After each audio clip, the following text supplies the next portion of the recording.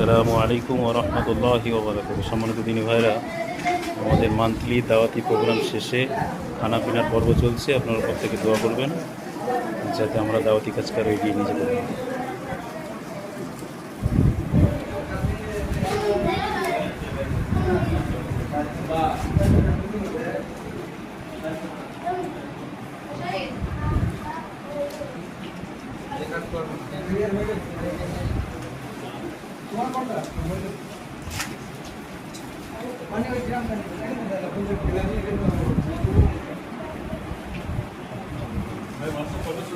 এবং এখানে পরিবেশনা লিপ্ত রয়েছে আমাদের দায়ীরা, এবং এই ঘরে যে সমস্ত দিনী বোনরা এসেছেন তার পর্দার সাথে খানাপিনা করছেন।